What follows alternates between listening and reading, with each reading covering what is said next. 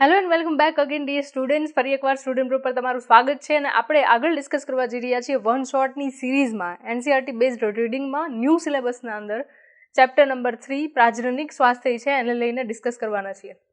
આ ચેપ્ટર પણ આપણે વન શોર્ટની અંદર કમ્પ્લીટ કરવાના છીએ, જેમાં કમ્પ્લીટ એનસીઆરટી રીડિંગ આવશે પ્લસ આઈએમપી ક્વેશ્ચન્સ છે એ પણ આ ચેપ્ટરની અંદરથી આવી જશે કે જે તમારા બોર્ડ એક્ઝામ માટે ઇમ્પોર્ટન્ટ છે. સાથે સાથે લેક્ચર દરમિયાન કયા ક્વેશ્ચન પરથી, પોઈન્ટ્સ પરથી, એમસીક્યુ પરથી તમે ડિસાઇડ કરી શકશો કે એમસીક્યુ કેવા પ્રકારના પૂછાય છે અને આન્સર્સ પૂછાય તો હું શું લખી શકું. આ વસ્તુ છે એ આપણે ડિસ્કસ કરવાના છીએ.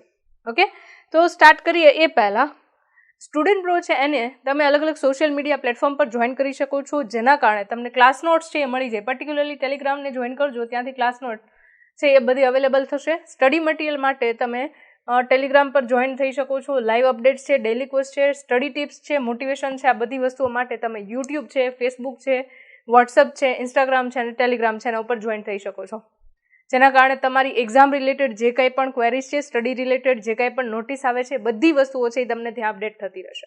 ઓકે, એના પછી ડિસ્કશનમાં આગળ જઈએ તો એ પહેલાં તમને કહી દઉં કે એનસીઆરટી બેઝડ અને સાથે સાથે નીટની અને જેડબલઈની પ્રિપરેશન માટે સ્ટુડન્ટ પ્રોની જેડબલઈ અને નીટ માટેની એપ્લિકેશન અવેલેબલ છે. આ એપ્લિકેશન છે ઇન્સ્ટોલ કરો. પ્લે સ્ટોરની અંદર જઈને તમે ઇન્સ્ટોલ કરશો એટલે ત્યાં આગળ તમને આ ટાઈપનું ફોર્મેટ મળશે, જેમાં ઇન્સ્ટોલ કરશો તો એ તમારા માટે શું કામનું છે તો કે આપણને ખબર છે કે ઓલ્ડ એન્ડ ન્યૂ એનસીઆરટીની રિક્વાયરમેન્ટ છે આપણને એ ફૂલફિલ થશે. ગુજરાત બોર્ડના જૂના પ્રશ્નપત્ર છે એ અહીંયાથી કમ્પ્લીટ થશે, તમને મળશે. નીટ અને જેડબલઈના જૂના પ્રશ્નપત્ર સાથે સાથે ગુજસેટના જૂના જે ક્વેશ્ચન પેપર છે એ વિડીયો સોલ્યુશન સાથે અવેલેબલ છે. એટલે તમારે બધું અલગ અલગ વેબસાઇટ પરથી કે અલગ અલગ જગ્યાએથી ગોતવા જવાની જરૂર નથી.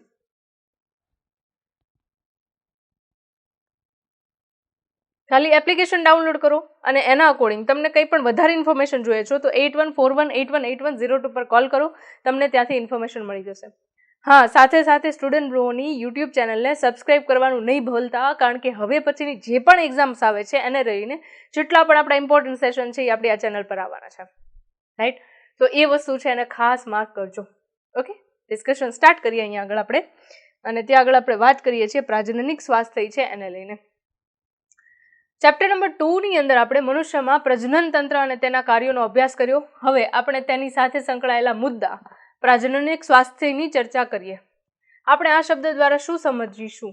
આ શબ્દ સ્વસ્થ પ્રજનનિક અંગો અને તેના સામાન્ય કાર્યો સાથે સંકળાયેલ છે. જો કે તે વિશાળ પરિપ્રેક્ષ્ય ધરાવે છે અને તેમાં પ્રજનનના ભાવાત્મક તથા સામાજિક પાસાઓને પણ સમાવેશિત કરવામાં આવે છે. હવે પહેલા પોઈન્ટમાં ચેપ્ટર ભણવાની જરૂર શું છે?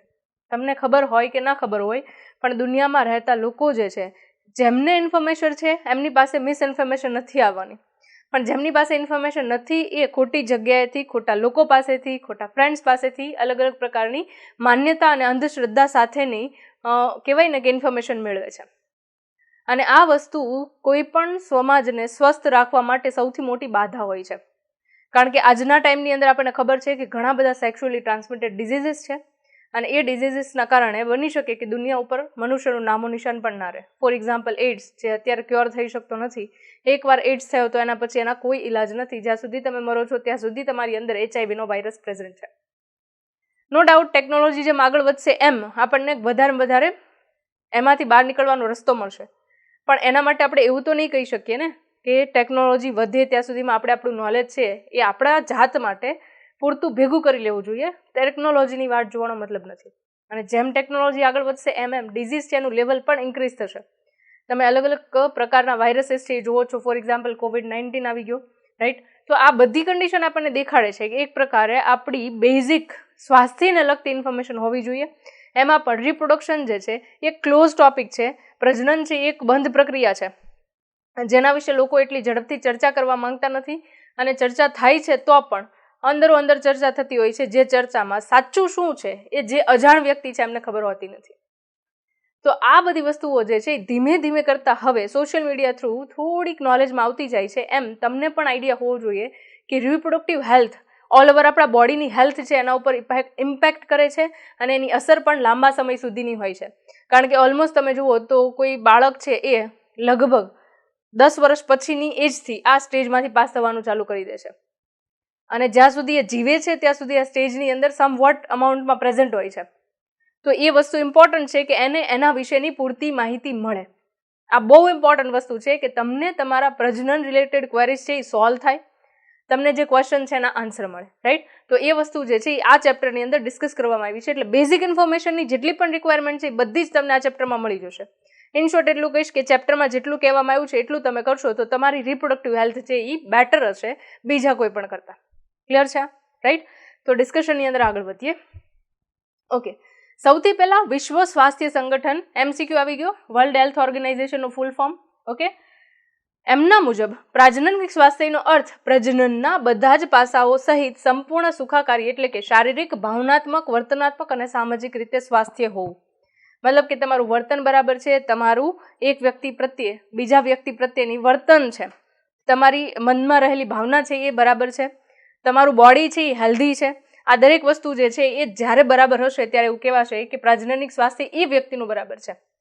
તેથી શારીરિક અને ક્રિયાત્મક રીતે સામાન્ય પ્રજનન અંગો ધરાવતા લોકો યુક્ત સમાજના તમામ લિંગ સંબંધિત પાસાઓ વચ્ચે સામાન્ય લાગણીસભર અને વર્તણૂક લક્ષી પારસ્પરિક ક્રિયાઓ, આંતરક્રિયાઓને પ્રાજનનિક સ્વાસ્થ્ય કહેવામાં આવે છે. તો આ પર્ટિક્યુલરલી વ્યાખ્યા આપી દેવામાં આવી છે. વર્લ્ડ હેલ્થ ઓર્ગેનાઇઝેશન મુજબ પૂછાય તો અહીંયા આગળ એ તમને મેં હાઇલાઇટ કરી દીધું છે, તમારી ટેક્સ્ટબુકમાં હાઇલાઇટ કરતા જજો. શા માટે પ્રાજનનિક સ્વાસ્થ્ય જાળવવું જરૂરી છે અને તેને હાંસલ કરવા માટે કઈ પદ્ધતિઓ વપરાય છે, ચાલો તેને આપણે તપાસીએ. તો આગળ આપણે ડિસ્કસ કરતા જઈએ. ઓકે, પ્રાજનનિક સ્વાસ્થ્ય સમસ્યાઓ અને વ્યૂહાત્મક આયોજન, મતલબ કે આપણી સ્ટ્રેટેજી શું હોય, આપણું આયોજન ભવિષ્યને લઈને શું હોય, કે કોઈ પણ સમાજ છે ને પ્રજનનની દ્રષ્ટિએ આપણે હેલ્ધી રાખવો છે તો હેલ્ધી રાખવા માટે આપણે કયા કયા પાસાનો ઉપયોગ કરી શકીએ એ વસ્તુ અહીંયા ડિટેલ ડિસ્કસ કરવાની છે આપણે. Okay, reproductive health and problems and strategies. Bharat દુનિયાનો પ્રથમ દેશ છે જેણે રાષ્ટ્રીય સ્તરે કુલ પ્રાજનનિક સ્વાસ્થ્યને સામાજિક લક્ષ્ય તરીકે પ્રાપ્ત કરવા યોજનાઓ અને કાર્યક્રમોની શરૂઆત કરી હતી. ફરી પાછો MCQ આવી ગયો, કયા દેશે સૌથી પહેલા આ પ્રક્રિયા રાષ્ટ્રીય સ્તરે ચાલુ કરી હતી. આ કાર્યક્રમો કુટુંબ નિયોજન, ફેમિલી પ્લાનિંગ કહે છે, જે 1951માં શરૂ કર્યું. ફરી પાછો MCQ આવ્યું કે કુટુંબ નિયોજનનો પ્રોગ્રામ જે છે એ કયા દેશની અંદર ચાલુ થયો, કયા યરમાં ચાલુ થયો, તેનું છેલ્લું કેટલાક દાયકાથી સમયાંતરે મૂલ્યાંકન પર કરવામાં આવે છે. પ્રજનન સંબંધિત વિશાળ ક્ષેત્રને આવરીને હાલમાં પ્રજનન અને બાળ સ્વાસ્થ્ય સંભાળ, ફરીથી MCQ આવો, reproductive and child health care, RCH નું ફૂલ ફોર્મ આપો, કાર્યક્રમ નામથી પ્રસિદ્ધ સુધારણા કાર્યક્રમ ચલાવવામાં આવે છે. આ કાર્યક્રમો અંતર્ગત પ્રજનન સંબંધિત પાસાઓ વિશે અને લોકોમાં જાગૃતિ પેદા કરવી અને પ્રાજનનિક સ્વાસ્થ્ય સમાજ માટે તૈયાર કરવા માટેની સુવિધાઓ અને પ્રોત્સાહન પૂરું પાડવામાં આવે છે. મતલબ કે લોકોને આ વસ્તુથી ગાઈડ કરવામાં આવે છે, માહિતી આપવામાં આવે છે, જેનાથી લોકો ઝડપથી આ પ્રક્રિયા સાથે સંકળાય અને સમાજ છે એ પ્રજનનની દ્રષ્ટિએ સ્વસ્થ વિચારધારા સાથેનો, શારીરિક સ્વાસ્થ્ય સાથેનો અને સમાજની અંદર યોગ્ય રીતે જીવન જીવી શકે એવા પ્રકારનો બની શકે. રાઈટ, જે હાઇલાઇટેડ પોઈન્ટ છે એ મેં ઓલરેડી હાઇલાઇટેડ કર્યા છે, છતાં જ્યાં MCQ લાગશે ત્યાં આગળ હું તમને કહેતી જઈશ. તો વધારે કોઈ બુક્સ વાંચવાની MCQ પ્રેક્ટિસ થયા છે નથી થયા તો એ બધું ટેન્શન છોડીને જે આ લેક્ચરની અંદર હું તમને હાઇલાઇટ કરાવું છું, MCQ માટે ઇમ્પોર્ટન્ટ છે એ કહું છું, યાદ રાખતા જાઓ, નોટ્સ પ્રિપેર કરતા જાઓ કે હાઇલાઇટ કરતા જાઓ, તમારા માર્ક્સ ઓટોમેટિક આવશે. ઓકે, નેક્સ્ટ આગળ વધીએ. દ્રશ્ય શ્રાવ્ય છાપકામ કે પ્રચાર પ્રસાર માધ્યમોની મદદથી સરકારી અને બિનસરકારી સંસ્થાઓમાં પ્રજનન સંબંધિત પાસાઓ અંગેની જાગૃતિ લાવવાના પ્રયત્ન કરે છે. ઉપયુક્ત માહિતીને પ્રસારિત કરવામાં માતા પિતા, અન્ય નજીકના સંબંધીઓ, શિક્ષક મિત્રોની પણ ભૂમિકા હોય છે. એક બીજી વસ્તુ કીધું, દ્રશ્ય શ્રાવ્ય, મતલબ કે આપણે ટીવીમાં એડ જોઈએ છીએ, બરાબર, પછી ન્યૂઝપેપર આવે તો એની અંદર પણ એડ જુઓ છો તમે, સાથે સાથે તમે વીજળીના બિલ પે થાય તો એની પાછળ ઘણી વખત પહેલા, આજથી લગભગ 10 વર્ષ પહેલા તમે જુઓ તો સ્લોગન લખેલા આવતા, અમે બે અમારા બે, એ ટાઈપના. મતલબ કે અમે 2 જણા છીએ ફેમિલીમાં, અમારા 2 સંતાન હોય, મતલબ કે એવું કે છે નાનું કુટુંબ સુખી કુટુંબ. આ ટાઈપના ઘણા બધા પાસાઓ છે એ અહીંયા આગળ ડિસ્કસ કરવામાં આવે છે. અને દ્રશ્ય શ્રાવ્ય માધ્યમ કીધું એટલે ત્યાં રેડિયો છે, ટેલિવિઝન છે, પછી તમે મૂવીઝ જોવા જાઓ તો એ ટાઈમની અંદર મૂવીઝની અંદર પણ આ વસ્તુ એડવર્ટાઇઝમેન્ટના ફોર્મેટની અંદર આપવામાં આવે છે.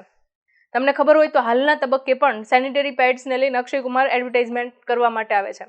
તો એક પ્રકારે પ્રાજનનિક સ્વાસ્થ્યને લગતી એડ આપવામાં આવે છે, જેના કારણે તમે જ્યારે મૂવી જોવા જાઓ ત્યારે તમને એનાથી અવેરનેસ મળે, બરાબર, એ ખાલી આપણને જોવા માટેની એડ નથી હોતી. ઓકે, નેક્સ્ટ, એના પછી શાળાઓમાં જાતીય શિક્ષણ દાખલ કરવા પ્રોત્સાહન આપવું જોઈએ. તમે ચેપ્ટર લગભગ ભણી ગયા છો 9મા ધોરણની અંદર પ્રાજનનિક સ્વાસ્થ્યને લઈને, કારણ કે એ એજની અંદર તમે એક્ઝેક્ટલી એ સ્ટેજમાંથી પસાર થાવ છો. ત્યારે ઘણીવાર એવું જોવો છો તમે કે ટીચર સ્કૂલની અંદર ચેપ્ટર ભણાવતા પણ નથી, સ્કીપ કરી દે છે અથવા ખાલી રીડ કરાવી દે છે, કારણ કે એને લઈને જો સ્કૂલમાં જ આટલી સંકોચતા હોય તો બાળકને એ નોલેજ નથી મળવાનું, અને જેટલું આ ટોપિકને આપણે ક્લોઝ રાખશું એટલું બાળક છે એની વૃત્તિ રહેશે કે બહારથી ઘણા બધા અલગ અલગ માધ્યમ પરથી એ જુએ. બટ એ વસ્તુ રાઈટ નથી, કારણ કે ઇન્ફોર્મેશન છે એ ઘણા બધા પ્રકારની હોય, અને જો મિસ ઇન્ફોર્મેશન એ સ્ટેજની અંદર મળશે તો એ વસ્તુ પ્રોબ્લેમ કરશે. તો એના ઉપર મૂવી હમણાં જ રિસન્ટલી એવું ઓ માય ગોડ 2, જેણે એક આખી પ્રોસેસ કે જેનો સાર કંઈક અલગ રીતે નીકળતો હતો એને ડિસ્ક્રાઇબ કરી અને સમાજની વચ્ચે મૂકી છે. તો આ દરેક વસ્તુ જે છે એ અંધશ્રદ્ધાને લઈને મૂવીઝ છે, તમે ઘણા બધા જુઓ છો, એડવર્ટાઇઝમેન્ટ જુઓ છો, આ બધી વસ્તુઓ ગવર્મેન્ટ થ્રુ પણ પ્રોત્સાહિત કરવામાં આવતી હોય, જેના કારણે બાળકોની અંદર એ વસ્તુને લઈને થોડીક અવેરનેસ આવે, થોડીક જાગૃતતા આવે ને એની અંધશ્રદ્ધા દૂર થાય.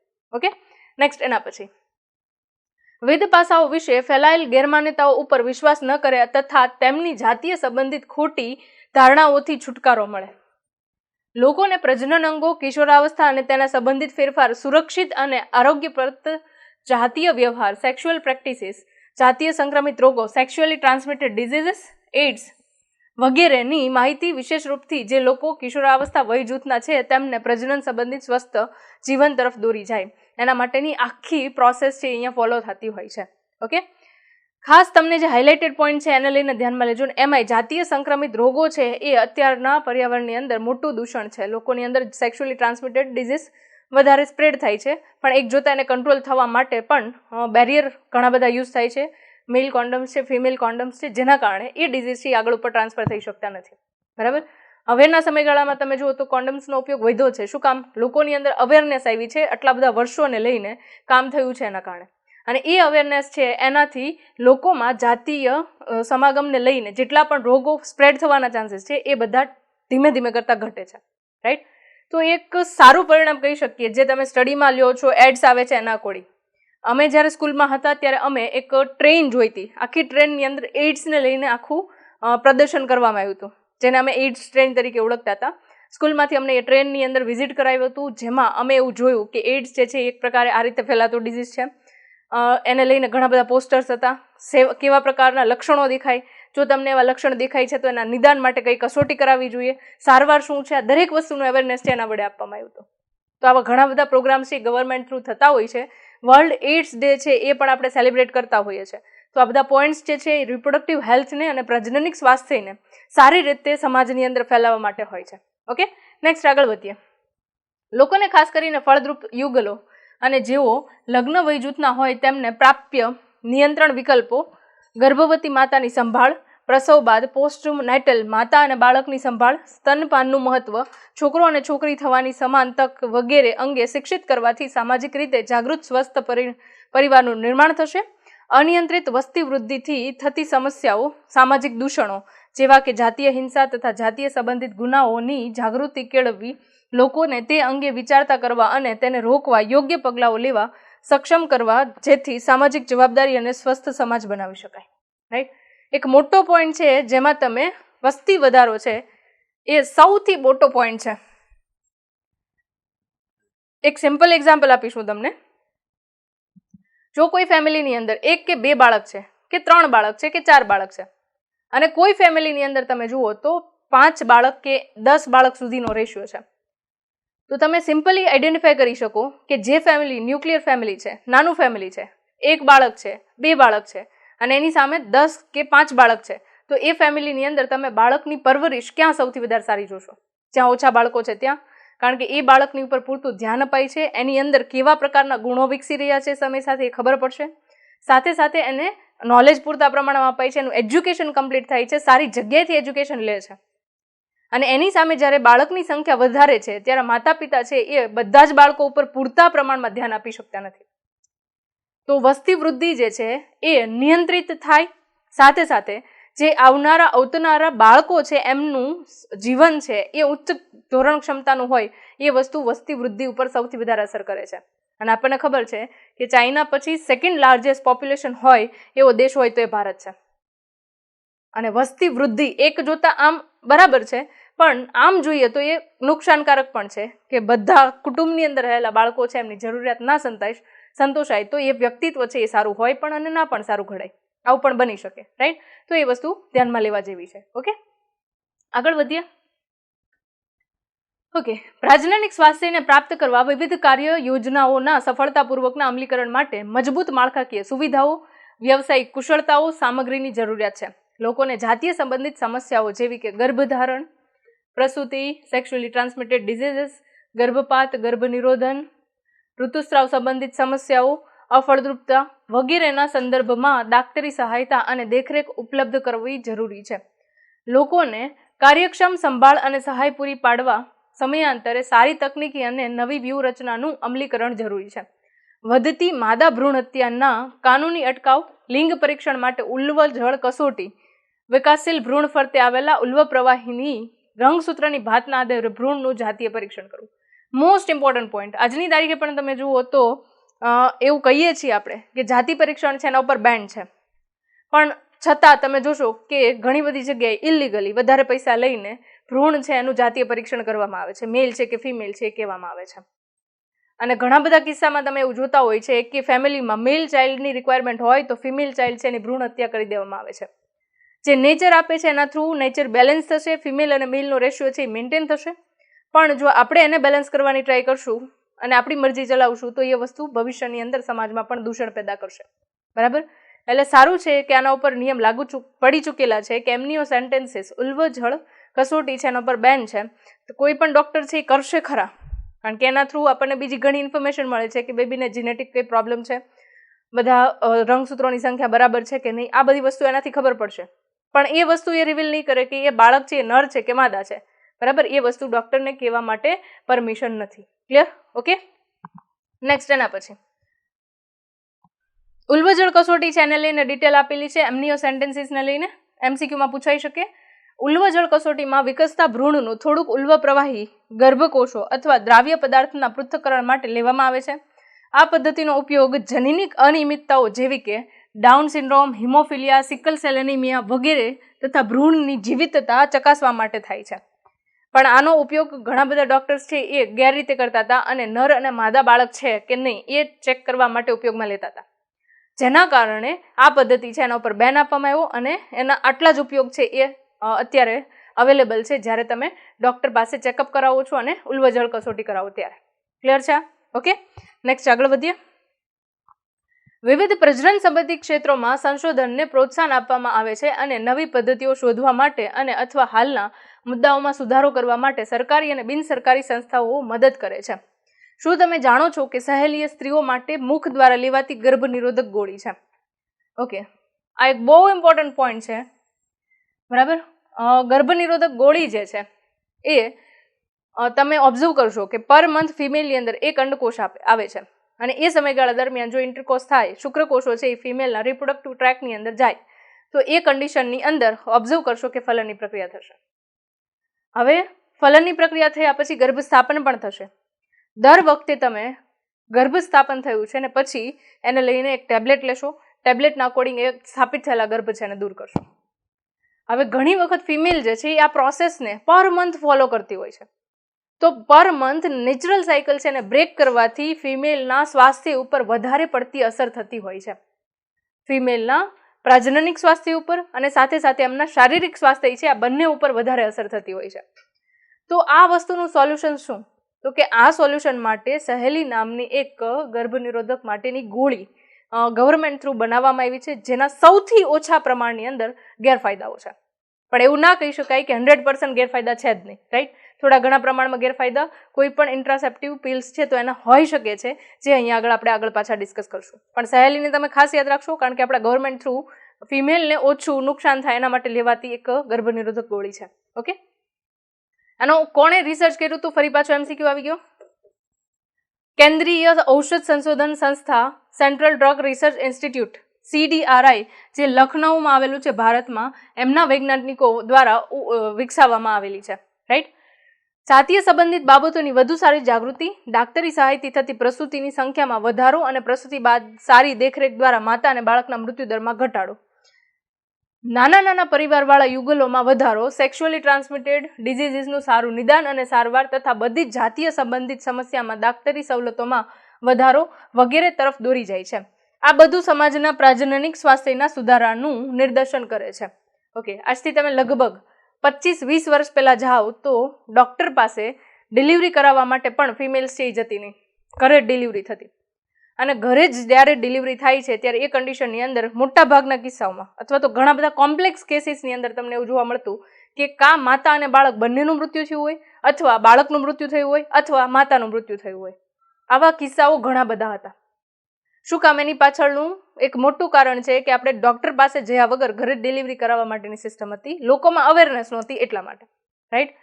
તો એ કન્ડિશન જે છે એ સૌથી વધારે ખરાબ હતી. જ્યારે માતા નથી ત્યારે બાળકનું સ્વાસ્થ્ય બરાબર નહીં હોય અને બાળક છે એ કસુવાડ થઈને ઘણી વખત જતું રહે છે. તો એ કન્ડિશનની અંદર વારંવાર જો આવું માતા સાથે થાય છે તો માતાનું સ્વાસ્થ્ય પણ સારું નથી, રાઈટ? તો આ કન્ડિશન છે એ ઘણી હદે ઘટાવી શક્યા છીએ આપણે, કારણ કે હોસ્પિટલ્સની સવલતો અત્યારે સૌથી વધારે વધી ગઈ છે. અત્યારે તમે જોશો કે 20 વર્ષ પહેલાં જે કન્ડિશન હતી એની કરતાં બિલકુલ ઉલટી કન્ડિશન થઈ ગઈ છે. કોઈ પણ ટાઈપનો પ્રોબ્લેમ થાય છે તો આપણે સીધા હોસ્પિટલ તરફ જઈએ છીએ, ત્યાં જઈને જે કંઈ પણ પ્રોબ્લેમ છે એને લઈને વાત કરીએ છીએ. હા, પણ સંકોચની બાબત એ પણ છે કે પ્રજનનને લગતી જ્યારે વાત થાય છે અથવા તો આપણા આંતરિક અંગો છે એમને લઈને વાત થાય છે ત્યારે આપણે એટલા ઇઝીલી ડૉક્ટર પાસે જતા નથી. ગૂગલમાં સર્ચ કરીએ છીએ, યુટ્યુબમાં વિડીયો જોઈએ છીએ. આ બધી વસ્તુ થોડી હજી અટકાવવાની જરૂર છે. નો ડાઉટ આ ઇન્ફોર્મેશનનો એરા છે, પણ આ વસ્તુ હજી થોડી અટકે અને ડાયરેક્ટ આપણે ડૉક્ટર પાસે જઈએ તો આપણે ઓછા સફર થવું પડે, ઓછા હેરાન થવું પડે, રાઈટ? તો એ વસ્તુ સંકોચ કરવા જેવી નથી, કારણ કે ગાયનેકોલોજીસ્ટ કે કોઈ પણ રોગના નિષ્ણાંત છે એ તમને જજમેન્ટ નથી આપવાના કે આ વ્યક્તિ છે આવું છે, આ ફિમેલ છે આવી હશે, એવું કોઈ જજમેન્ટ એ લોકોને લઈને બેઠેલા હોતા નથી, કારણ કે એ એમનું કામ છે, એમનું ધર્મ છે, એટલે એ પ્રમાણે કામ કરીને તમને આપવાના છે. એટલે જરૂરી એ છે કે આપણે કોઈ પણ પ્રકારનો સંકોચ મૂકીને ડૉક્ટર પાસે જઈએ, રાઈટ? ક્લિયર? આગળ વધીએ. ઓકે, વસ્તી સ્થિરીકરણ અને જન્મ નિયંત્રણ, population stabilization and birth control, આ વસ્તુ છે એના ઉપર ધ્યાન દેવાની જરૂર છે, કારણ કે મેં આગળ એક્સપ્લેન કર્યું તમને કે જેમ કુટુંબની અંદર બાળકોની સંખ્યા વધારે એમ કુટુંબ છે એની અંદર સ્થિરતા ઘટે અને સંતોષ ઓછો આવે. તો એ વસ્તુ ના થાય એના માટે શું શું થઈ શકે ને એના માટે ગવર્મેન્ટે કયા કયા પ્રકારના પ્લાનિંગ્સ કર્યા છે એ વસ્તુ છે એ આપણે જોવાની છે. પાછલી શતાબ્દીમાં વિવિધ ક્ષેત્રોમાં સાર્વત્રિક વિકાસ થયો, જેને લીધે લોકોના જીવનની ગુણવત્તામાં નોંધપાત્ર સુધારો આવ્યો. જો કે સારી જીવન સ્થિતિ સાથે વધતી સ્વાસ્થ્ય સગવડો એ વસ્તી વૃદ્ધિ ઉપર વિસ્ફોટાત્મક અસર કરી છે. 1919માં દુનિયાની વસ્તી છે 2 બિલિયન હતી, બરાબર? એટલે કે 2000 મિલિયન હતી, જે 2000ની સાલમાં ઝડપી વધીને 6 બિલિયન. ખાસ કરીને તમે જુઓ તો આ એરાની અંદર 1900 થી 2000ના એરાની અંદર એન્ટીબાયોટિક્સ આવી ગઈ હતી.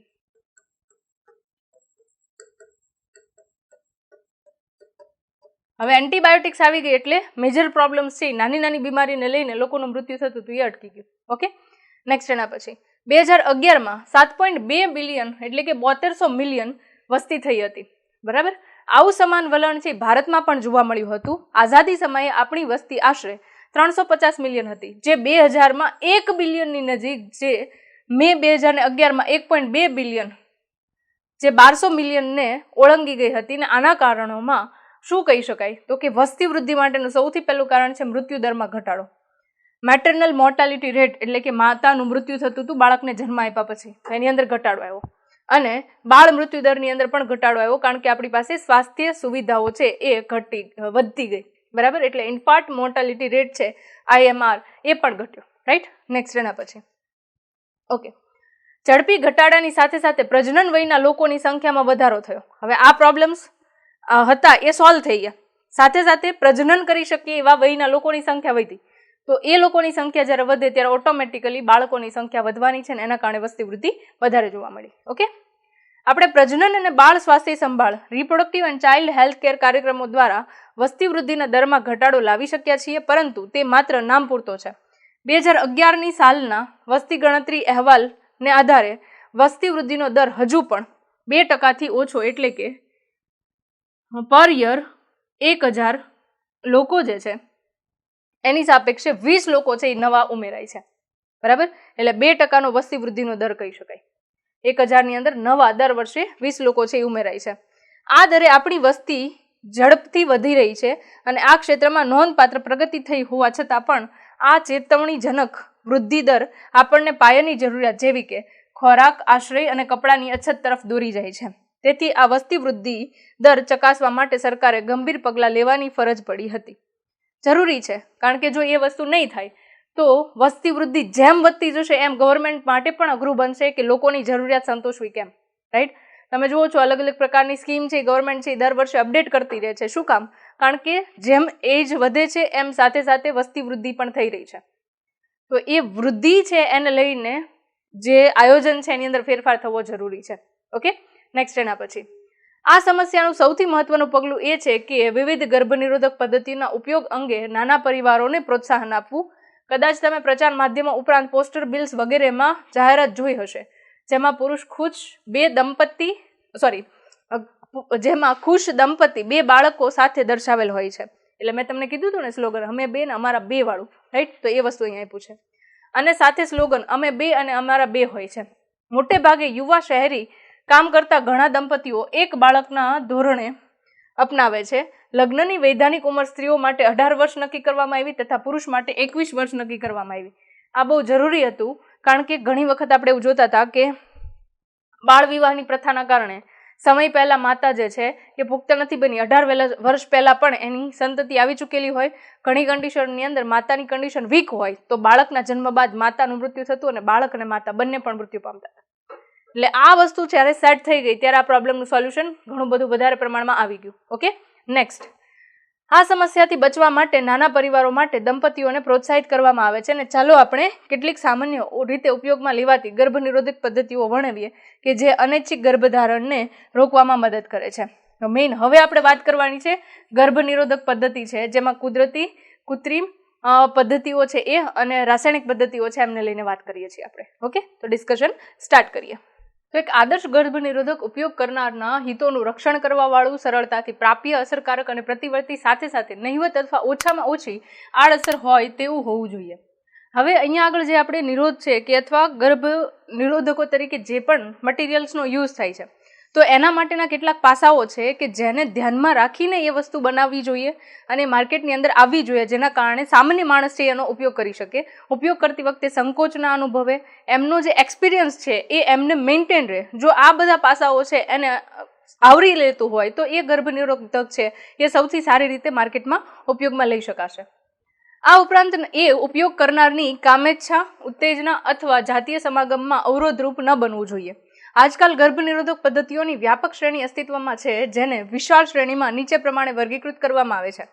પહેલું જોઈએ તો કુદરતી અથવા પ્રણાલીગત, બીજું અવરોધ છે, ત્રીજું અંતઃગર્ભાશય ઉપાયો અને મોં દ્વારા લેવાતી યોગ્ય ગર્ભનિરોધક ગોળીઓ, આ ચોથું કહેશો તમે, અને પાંચમું જે છે એને ઇજેક્ટેબલ્સ કે આરોપણ તરીકે ઓળખશો, રાઈટ? તો આ 5 જે છે એ અલગ અલગ પ્રકારની. ઓકે, છઠ્ઠું આપણે વાઢકાપ પદ્ધતિ છે એ ભૂલી ગયા, બરાબર? તો એ છે 6 પદ્ધતિ જેનો ઉપયોગ કરીને ગર્ભનિરોધકો તરીકે અલગ અલગ આપણે મેથડ્સ યુઝ કરીએ છીએ એ આવશે. ઓકે, તો સ્ટાર્ટ કરીએ. સૌથી પહેલું આપણે જોઈએ છે કુદરતી પદ્ધતિ. હવે કુદરતી પદ્ધતિ છે એની અંદર બીજું કંઈ ધ્યાન નથી રાખવાનું. ખાલી કુદરતી પદ્ધતિમાં જે ઓવ્યુલેશનની ડેટ છે 14th ડે આપણે જોઈએ છે, બરાબર? એને એકને ખાલી ધ્યાન રાખવાનું છે અને એના અકોર્ડિંગ શુક્રકોષ છે એ અંડકોષના સંપર્કમાં ના આવે એના માટે કોઈ પણ અવરોધનો ઉપયોગ કરવો અથવા સામયિક સંયમ રાખવો, આ કોઈ પણ પદ્ધતિનો ઉપયોગ કરવામાં આવે તો આ વસ્તુ જે છે એ શેમાં આવશે? તો કે એ કુદરતી પદ્ધતિની અંદર આવશે. ડિટેલ્સ જોઈએ એટલે ખબર પડી જશે, રાઈટ? હવે જરૂરી નથી કે દરેક ફિમેલની અંદર 14 ડેની અંદર જ અંડકોષ છે રિલીઝ થાય. તો શક્યતા છે કે કોઈની અંદર 2 દિવસ વહેલા થાય, કોઈની અંદર 2 દિવસ મોડો થાય. તો આ સમયગાળાને ધ્યાનમાં રાખીને અહીંયા ઋતુચક્રના 10 થી 17મા દિવસ વચ્ચેના સમય દરમિયાન જાતીય સમાગમ ટાળવો જોઈએ અથવા તેનાથી દૂર રહેવું. જ્યારે અંડપાત અપેક્ષિત હોય ત્યારે આ સમય દરમિયાન ફલનની તક ખૂબ જ વધુ હોય છે, તેને ફલન સમય કહે છે. આ પ્રમાણે આ સમય દરમિયાન મૈથુન ન કરવું ગર્ભધારણથી બચી શકાય છે. બાહ્યસ્ખલન અથવા મૈથુન અંતરાલ જાતીય સમાગમ દરમિયાન જે શુક્રકોષો છે એમનો ત્યાગ માદા પ્રજનન માર્ગની બહાર કરવામાં આવે તો એને બાહ્યસ્ખલન તરીકે ઓળખાય છે, રાઈટ? એક અન્ય પદ્ધતિ છે જેમાં પુરુષ સાથી મૈથુન દરમિયાન વીર્યસ્ખલનની તરત પહેલા યોનિમાંથી પોતાના શિશ્નને બહાર કાઢી લે છે. ક્લિયરલી તમને કહી દીધું છે કે બાહ્યસ્ખલન કોને કહેવાય. ઓકે, નેક્સ્ટ એના પછી દુગ્ધ શ્રવણ એમેનોરિયા, બરાબર? લેક્ટેશન એમેનોરિયા છે એ એક બહુ ઇમ્પોર્ટન્ટ પ્રોસેસ છે. એક પ્રકારે જોઈએ તો ફિમેલ છે એની અંદર નેચરલ પ્રોસેસ છે અને નેચર વડે પ્રોટેક્ટ થયેલું છે એવું કહી શકાય. હવે કન્ડિશન છે એ તમે ઓબ્ઝર્વ કરશો અહીંયા કે જ્યાં સુધી મોટા ભાગના કિસ્સાની અંદર બાળક છે એ માતાના શરીરમાંથી સ્તનપાન વડે દૂધ લે છે ત્યાં સુધી એમની અંદર તમને ઋતુચક્રની ગેરહાજરી જોવા મળે છે, બરાબર. અને આ જે છે એ મહત્તમ 6 મહિના સુધી હોઈ શકે. જરૂરી નથી કે 6 મહિના સુધી હોય, બાળકના જન્મ પછી 6 મહિના સુધી હોય. મહત્તમ 6 મહિના કીધું છે. એટલે કોઈ ફિમેલની અંદર 5 મહિનાની અંદર પણ ઋતુચક્ર ફરીથી શરૂ થઈ જાય પ્રસૂતિ બાદ, કોઈ ફિમેલની અંદર 3 મહિના, કોઈ ફિમેલની અંદર 2 મહિના પછી પણ શરૂ થઈ શકે છે, રાઈટ. તો એ કન્ડિશનની અંદર એક નેચરલ મેથડ છે, કારણ કે એક બાળક છે એ તમારા શરીરમાંથી દૂધનો ઉપયોગ કરે છે, અને એ કન્ડિશનની અંદર જો બીજું બાળક છે એ ગર્ભાશયની અંદર સ્થાપિત થઈ જાય તો કન્ડિશન છે એ થોડી ખરાબ થઈ શકે, કારણ કે હજી માતા છે એ એક બાળકને જન્મ આપ્યા પછી બરાબર રિપેર પણ નથી થઈ, અને એ સમયગાળા દરમિયાન જો ઇન્ટરકોર્સ થાય અને ગર્ભનું સ્થાપન થાય તો એ માતાના સ્વાસ્થ્ય માટે હાનિકારક છે. સાથે સાથે જે બાળક જન્મેલું છે એના માટે પણ હાનિકારક છે, કારણ કે જો બીજું બાળક ગર્ભની અંદર સ્થાપિત થશે તો એની સામે તમે ઓબ્ઝર્વ કરશો કે પેલું બાળક જે છે એને પોષણ નહીં મળે, કારણ કે ગર્ભ સ્થાપનની સાથે જ પ્રોલેક્ટિન જે છે એ અંતસ્ત્રાવની પ્રોસેસમાં ડિસ્રપ્શન આવશે અને માતાના સ્તન ગ્રંથિમાંથી દૂધ આવવાનું બંધ થઈ જશે, રાઈટ. ક્લિયર છે આ? તો એ બંને માટે હિતવાર છે કે લેક્ટેશન એમેનોરિયા, નામ જ છે એનું, લેક્ટેશન એમેનોરિયા, દુગ્ધ શ્રવણ એમેનોરિયા, દુગ્ધનો સ્ત્રાવ થાય છે ત્યાં સુધી એમેનોરિયા, મતલબ કે જે ગર્ભાશયની અંદરથી બ્લીડિંગની પ્રોસેસ થાય છે, ઋતુસ્ત્રાવ થાય છે, નહીં થાય. ક્લિયર? ઓકે, તો એના માટેની વાત કરી. ઓકે, નેક્સ્ટ આગળ જોઈએ. જોકે ઉપરોક્ત પદ્ધતિમાં કોઈ દવા અથવા સાધનનો ઉપયોગ થતો નથી, તેથી તેની આડઅસરો નહિવત હોય છે. જોકે તેના નિષ્ફળ જવાનો દર ખૂબ ઊંચો હોય છે, કારણ કે આપણે અંદરથી જોઈ નથી શકતા કે અંડકોશ રિલીઝ થયું છે, નથી થયું, વોટએવર, કોઈ પણ કન્ડિશન આપણે બહારથી જોઈ શકવાના નથી, ઇન્ટરનલ પ્રોસેસ છે. તો આપણે કદાચ વિઝ્યુલાઇઝેશન કરીને પ્રોસેસ કરતા તો હોઈએ, પણ આપણે 100% શ્યોર નથી કે આ પ્રોસેસમાં આ જ રિઝલ્ટ મળશે, એટલે કીધું છે કે એમાં વધારે જોખમ રહે છે. ઓકે, નેક્સ્ટ એના પછી ક્વેશ્ચન જે પૂછાઈ ગયેલું છે, ગર્ભનિરોધક તરીકે ઉપયોગી કુદરતી પદ્ધતિઓની માહિતી આપો. કુદરતી પદ્ધતિ ગર્ભનિરોધક સમજાવો. 2020ની અંદર માર્ચમાં ક્વેશ્ચન પૂછાઈ ગયો છે, એટલે આ ચેપ્ટરની અંદરથી પણ 2 માર્ક્સના અને 3 માર્ક્સનો ક્વેશ્ચન ઇમ્પોર્ટન્ટ છે જે તમારે કરવાના છે. ઓકે, નેક્સ્ટ આગળ વધીએ. ઓકે, અવરોધક પદ્ધતિઓ અંતર્ગત, ઓકે, આ સેકન્ડ મેથડ છે આપણી. પહેલી જો એ કુદરતી પદ્ધતિ હતી, આ બીજી છે અવરોધક પદ્ધતિ. અંતર્ગત અવરોધકોની મદદથી અંડકોશ અને શુક્રકોશનો ભૌતિક સીધા સંપર્કને અટકાવવામાં આવે છે. એટલે અંડકોશ અને શુક્રકોશ એકબીજાના સંપર્કમાં આવતું નથી, ભલે સંવર્ધનની પ્રક્રિયા થાય. ઓકે, આ પદ્ધતિઓ પુરુષ અને સ્ત્રી બંને માટે ઉપલબ્ધ છે. નિરોધ એ ખૂબ સામાન્ય રીતે અવરોધક છે જે પાતળા રબર લેટેક્સથી બનાવાય છે. મટીરિયલ યાદ રાખજો, એમસીક્યુમાં પૂછાઈ શકે. જેના ઉપયોગથી પુરુષના શિશ્ન કે સ્ત્રીને યોનિમાર્ગ તથા ગ્રીવાને મિથુનથી થોડા સમય પહેલા ઢાંકવામાં આવે છે, જેથી વીર્ય સ્ખલિત થતા સ્ત્રીના જનન માર્ગમાં દાખલ થઈ ન શકે, જે ગર્ભધાનથી બચાવે છે. નિરોધ પુરુષ માટે કોન્ડમનો સુપ્રસિદ્ધ માર્કો છે, બ્રાન્ડ છે, બરાબર. આ યાદ રાખજો, તમને આમાં એમસીક્યુ પૂછાઈ શકે. કોન્ડમનો ઉપયોગ હાલના સમયમાં વધ્યો છે, જેના કારણોમાં તેના વધારાનો ફાયદો એ છે કે તે ઉપયોગ કરનારની જાતીય સંક્રમિત રોગો અને એડ્સથી બચાવે છે. મેં તમને કીધું હતું ને કે હાલના સમયની અંદર આ ઉપયોગ વધ્યો છે, એની પાછળ મુખ્ય કારણ છે લોકોમાં અવેરનેસ આવે છે કે જાતીય સંક્રમિત રોગોથી બચવા માટે શું કરી શકાય. મલ્ટિપલ પાર્ટનર્સ છે તો પણ જાતીય રોગોથી બચવા માટે કોન્ડમ્સનો ઉપયોગ વધ્યો છે અત્યારે. ઓકે, નેક્સ્ટ એના પછી પુરુષ અને સ્ત્રી બંનેના કોન્ડમ્સ નિકાલજોગ હોય છે, મતલબ કે પ્રોસેસ થઈ ગયા પછી એને કાઢીને ફેંકી દો તો ચાલે. તેને જાતે જ પહેરી શકાય છે અને દાખલ કરી શકાય તેવા હોય છે. તેથી ઉપયોગકર્તાની ગોપનીયતા બની રહે છે, મતલબ કે કોઈ સંકોચ નહીં રહે. તમે એને ડિસ્કાર્ડ પણ ઇઝીલી કરી શકો છો અને યુઝ પણ જાતે કરી શકો છો. તમારે કોઈ ડૉક્ટરને વિઝિટ કરવાની જરૂર નથી રહેતી. એના પછી છે આંતરપટલ, ગ્રીવા ટોપી અને વોર્ડ્સ પણ રબરના બનેલા અવરોધકો છે, જે સ્ત્રીના પ્રજનન માર્ગમાં મિથુન દરમિયાન ગ્રીવાને ઢાંકવામાં દાખલ કરવામાં આવે છે.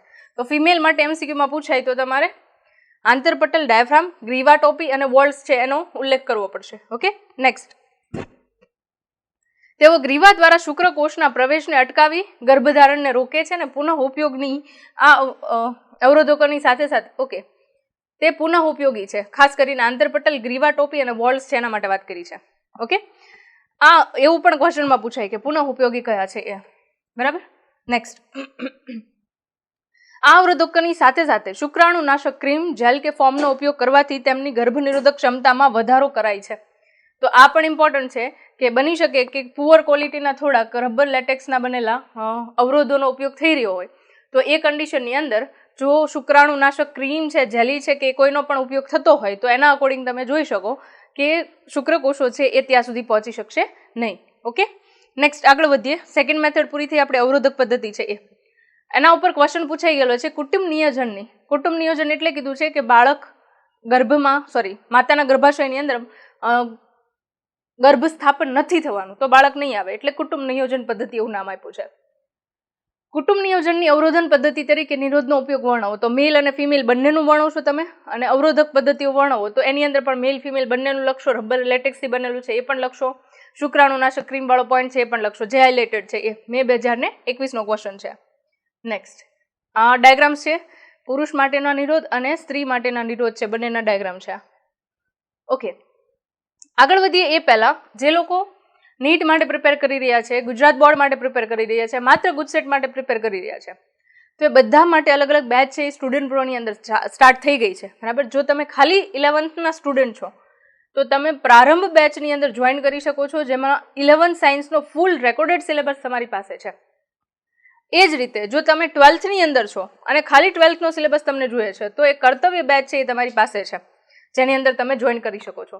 યાદ રાખો, પ્રારંભ અને કર્તવ્ય જે છે એ માત્ર બોર્ડની પ્રિપરેશન કરતા હોય એવા સ્ટુડન્ટ માટેની બેચ છે. તમારે નીટ માટે અલગ બેચ જોઈન કરવી પડશે. ઓકે, હવે એની અંદર તમે જુઓ તો લક્ષ્ય છે, એની અંદર તમે જુઓ તો 11th અને 12th સાયન્સ બંનેનો સિલેબસ છે, પણ આ જે 2024ની નીટ આપવાના સ્ટુડન્ટ છે એના માટેનું છે. જ્યારે બ્રહ્માસ્ત્ર જે છે એ હાલમાં 11thની અંદર સ્ટુડન્ટ છે અને 2025ની નીટનો ટાર્ગેટ કરે છે, એમના માટેની બ્રહ્માસ્ત્ર બેચ છે. ક્લિયર છે આ વસ્તુ, રાઈટ? તો આના અકોર્ડિંગ તમને જો કોઈ પણ ક્વેરી હોય તો જસ્ટ અમને કોલ કરી શકો છો 8141818102 પર. પ્લસમાં બેચની અંદર જોઈન કરવાથી શું ફાયદો છે? અત્યારે ટાઈમ તમારી પાસે ઓછો છે, 11th કરવું છે પણ 12thનો સિલેબસ હજી કમ્પ્લીટ નથી થયો, અથવા થઈ ગયો છે પણ ક્યાંથી કમ્પ્લીટ કરવું, કારણ કે સ્કૂલમાં એના એવા રેકોર્ડેડ લેક્ચર નથી. તો એ કન્ડિશનમાં શું કરવું? તો કે એ કન્ડિશનની અંદર તમે જોઈન કરી શકો છો કોર્સ, અને એ કન્ડિશનમાં તમારો ટાઈમ બચાવીને તમારા ટાઈમ પર વિડીયો લેક્ચર્સ જોઈ શકો છો. તમારે લાઈવ લેક્ચર્સની રાહ જોવાની જરૂર નથી, કારણ કે અહીંયા જે કન્ટેન્ટ તમને આપવામાં આવ્યું છે ને એ કન્ટેન્ટ એકદમ પરફેક્ટ છે તમારી નીટની એક્ઝામને ક્રેક કરવા માટે. ઓકે, ઇવન તમારે બોર્ડની એક્ઝામ આપવી છે તો ટોપિકને ડિટેલમાં સમજાવવામાં આવ્યા છે, સાથે સાથે IMP ક્વેશ્ચન્સ છે, પ્લસ તમને લોકોને SBNTS છે એ પણ કોર્સની સાથે ફ્રી મળે છે. SBNTS જે છે એ જે લોકો અલગથી જોઈન કરવા માંગતા હોય એ જોઈન કરી શકે છે, જેનાથી એ માર્કિંગ કરી શકશે કે મારે નીટની અંદર કેટલા સ્કોર થાય એમ છે ને કેટલો માર્ક્સ આવી શકે એમ છે, એ બધું એ થઈ શકશે, રાઈટ? તો કોઈ પણ ક્વેરી છે તો કમેન્ટ કરો, અધરવાઇઝ 8141818102 પર કોલ કરો, ત્યાંથી તમને બધી ઇન્ફોર્મેશન મળી જશે. ઓકે, આગળ વધીએ આપણી થર્ડ મેથડ છે એના તરફ.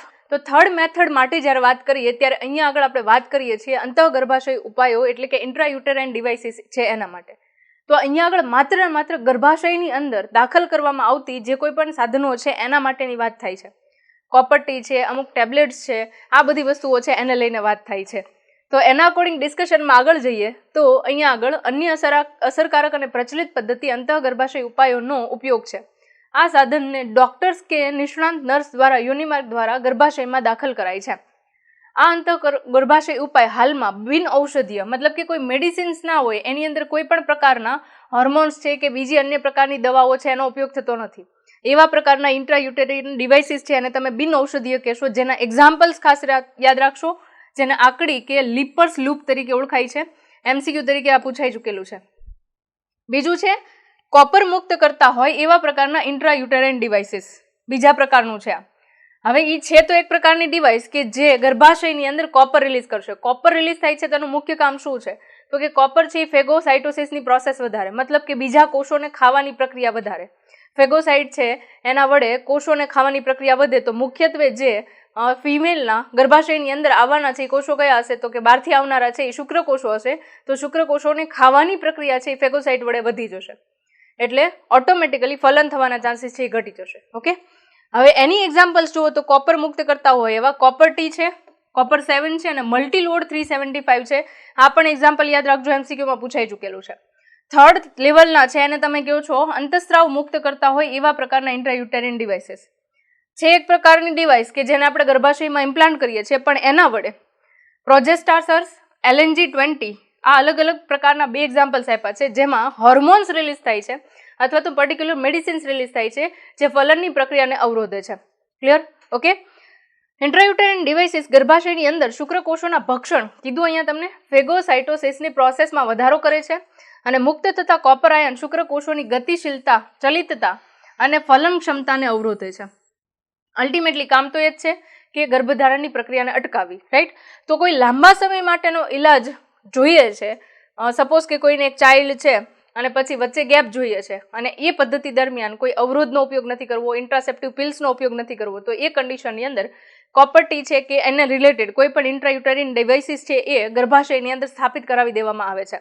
કારણ કે લોંગ લાસ્ટિંગ હોય છે, વેલિડિટી અલગ અલગ ટાઈમ પ્રમાણે હોઈ શકે, 6 મહિના છે, 1 વર્ષ છે, 2 વર્ષ છે, એ રીતે વેલિડેશન હોઈ શકે જે ગર્ભાશયની અંદર ઇમ્પ્લાન્ટ કરી દેવામાં આવે છે.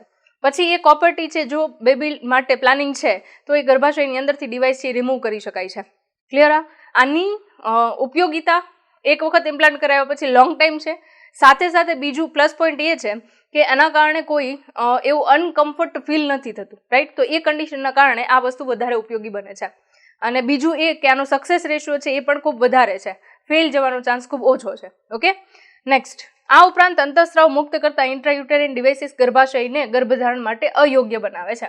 તો જે આપણે વાત કરીએ કે પ્રોજેસ્ટાસર્ટ અને LNG-20 આ બંને એક પ્રકાર અંતઃસ્રાવ મુક્ત કરતા હોય એવા ઇન્ટ્રાયુટેરિન ડિવાઇસીસ છે. ઓકે, નેક્સ્ટ આગળ વધીએ. આ એક કોપર ટી છે, એનો ડાયાગ્રામ છે, બરાબર? એકચ્યુઅલમાં એ અંડર ઇમ્પ્લાન્ટ થવા માટે જાય ત્યારે આ રીતે આખું ગર્ભાશયમાં આ ભાગ છે ત્યાં સુધી પહોંચશે, બરાબર? પછી જેવું એક્ઝેક્ટ ઉપર પહોંચી જશે પછી આખું અહીંયાથી આ રીતે આમ ખુલી જશે ટી શેપની અંદર અને અહીંયા આગળ એના થ્રેડ્સ હશે. એટલે અહીંયાથી જે અંડકોષ બંને સાઈડથી આવે છે એ અંડકોષને બહાર પહોંચવામાં અટકાવી દેશે. કાં શુક્રકોષો છે એમને ત્યાં સુધી નહીં પહોંચવા દે, એટલે ઓટોમેટિકલી પ્રોસેસ છે એ સ્ટોપ થઈ ગઈ, રાઈટ? તો કોપર ટી જે છે એ આ રીતે ઇમ્પ્લાન્ટ થતી હોય છે. ઓકે, એક એક્ઝામ્પલ આપ્યું છે, બાકીના ઇન્ટ્રાયુટેરિન ડિવાઇસીસ અલગ અલગ રીતે ઇમ્પ્લાન્ટ થતા હોય છે. Okay, next. છેલ્લા તમને આપ્યા છે એક પ્રકારના કેમિકલ્સ છે, બરાબર? જેમાં આપ્યું છે તમને ગ્રીવા અને શુક્રકોષની વિરોધી બનાવે છે. ઇન્ટ્રાયુટેરિન ડિવાઇસીસ જે સ્ત્રીઓ ગર્ભધારણમાં વિલંબ અથવા બાળકો વચ્ચે અવકાશ ઈચ્છે છે, મેં તમને હમણાં વાત કરી એમ, તેના માટે આદર્શ ગર્ભનિરોધક છે. ભારતમાં વ્યાપક રીતે સ્વીકૃત ગર્ભનિરોધક પદ્ધતિ પૈકીની એક છે, મતલબ કે અંતઃ ગર્ભાશય ઉપાયોનો વધારે પ્રમાણમાં ઉપયોગ ઇન્ડિયાની અંદર થાય છે. Okay, next. એના પછી ક્વેશ્ચન આના ઉપર પૂછાઈ ગયેલો છે માર્ચ 2022ની અંદર ને પ્રશ્ન બંક 2023ની અંદર પણ ક્વેશ્ચન છે. ઇન્ટ્રાયુટેરિન ડિવાઇસીસ એટલે શું, તેના પ્રકારો અને અસરો જણાવો. અંતઃ ગર્ભાશય ઉપાયો સમજાવો, બરાબર? તો અહીંયા તમારે પહેલા ફૂલ ફોર્મ લખવું પડશે ને પછી એની જે 3 મેથડ્સ જે ડિસ્કસ કરી, અંતઃસ્રાવવાળી, બિન અંતઃસ્રાવી અને ઔષધીય, તો એ બધી મેથડ છે એ તમારે ડિસ્કસ કરવાની રહેશે. ઓકે, નેક્સ્ટ આગળ વધીએ. સ્ત્રીઓ દ્વારા ઉપયોગમાં લેવામાં આવતો એક અન્ય ગર્ભનિરોધક પ્રોજેસ્ટોજેન્સ અથવા પ્રોજેસ્ટોજેન ઇસ્ટ્રોજનનું સંયોજન છે જેને થોડી માત્રામાં મોં દ્વારા લેવામાં આવે છે. તેઓને ગોળીઓના સ્વરૂપમાં ઉપયોગ થાય છે, તેથી તેને લોકપ્રિય રીતે પિલ્સ તરીકે ઓળખવામાં આવે છે. પિલ્સ ઉપર ક્વેશ્ચન પૂછાઈ ચૂકેલો છે, MCQમાં હજી પૂછાશે. આગળ. પિલ્સ ઋતુચક્રના પ્રથમ 5 દિવસ દરમિયાન લેવાની શરૂઆત કરવાની જોઈએ અને સતત 21 દિવસ સુધી રોજ લેવી જોઈએ. હવે મારા ખ્યાલ પ્રમાણે આ વસ્તુ સમજો તો પિલ્સ જે છે એ તમારે સતત 21 દિવસ સુધી રોજ લેવાનું છે. મતલબ કે તમારા બોડીની અંદર જે નેચરલ સાયકલ ચાલે છે એની સિવાયની આર્ટિફિશિયલ સાયકલ તમે ટેબ્લેટ્સ ખાઈને લ્યો છો, તો એ વસ્તુ બરાબર નથી. એટલે બીજા ઘણા બધા અલ્ટરનેટિવ આપણી પાસે ઉપાયો છે, તો પિલ્સનો ઓપ્શન છે એ નિગ્લેક્ટ કરવો જોઈએ, બરાબર?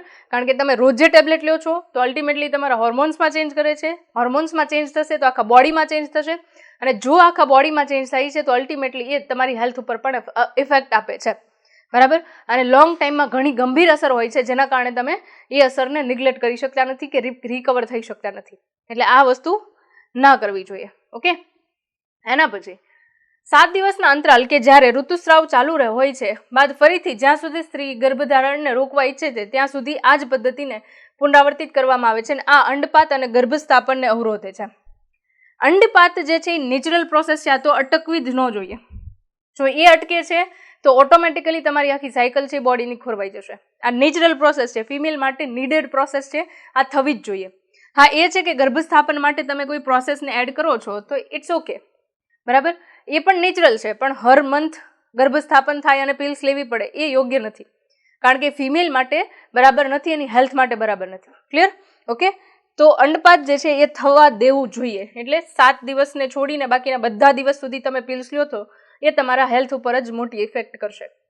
ઉપરાંત ગ્રીવા ત્યાં સુધી શ્લેષ્મની ગુણવત્તા બદલે છે અને શુક્રકોષોના પ્રવેશને અટકાવે છે, રૂકાવટ ઊભી કરે છે અને પિલ્સ ઓછી આડઅસરો સાથે ખૂબ અસરકારક છે અને આવી પિલ્સ તરીકે આગળ આપણે વાત કરીએ છીએ બિન સ્ટીરોઇડલ બનાવટ પિલ્સ તરીકે અઠવાડિયે એકવાર લઈએ છીએ, જે સહેલી તરીકે આપણે જોઈએ છીએ એ બરાબર.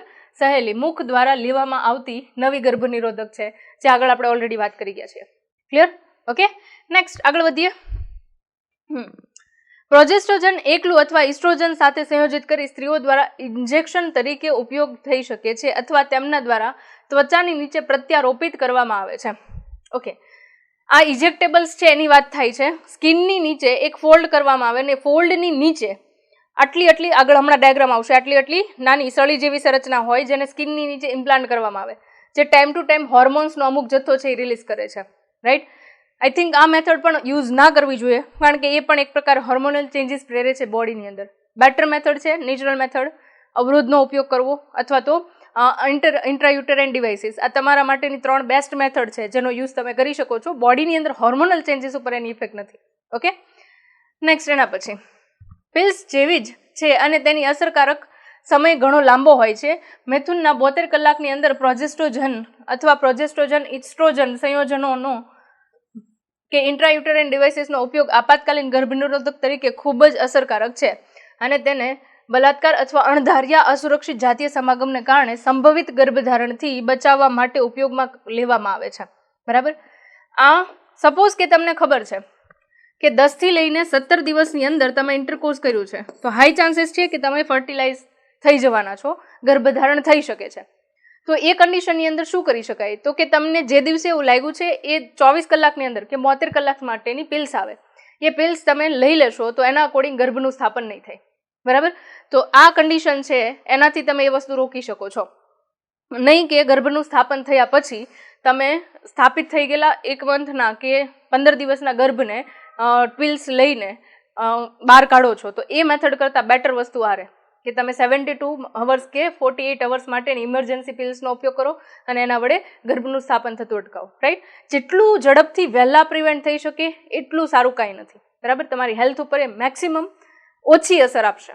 તો આ વસ્તુ યાદ રાખો. ઓકે, આગળ વધીએ તો ઓકે એના પછી આપણે જોવાનું છે. ઓકે, આ ક્વેશ્ચન પૂછાઈ ચૂકેલો છે કે ગર્ભનિરોધક તરીકે લેવાતી પિલ્સ અથવા આરોપણ વિશે માહિતી આપો અને ગર્ભનિરોધક ગોળીઓ વિશે નોંધ લખો. સહેલી ભૂલતા નહીં અને બિન સ્ટીરોઇડલ છે. કોના વડે બનાવવામાં આવી છે? CDRI અને લખનૌમાં સ્થિત છે, ભારતની અંદર છે. એ વસ્તુ ખાસ લેજો. જુલાઈ 2022 અને 2023ની અંદર પ્રશ્ન બેંકની અંદર ક્વેશ્ચન પૂછાઈ ચૂક્યો છે. આગળ વધીએ ચલો.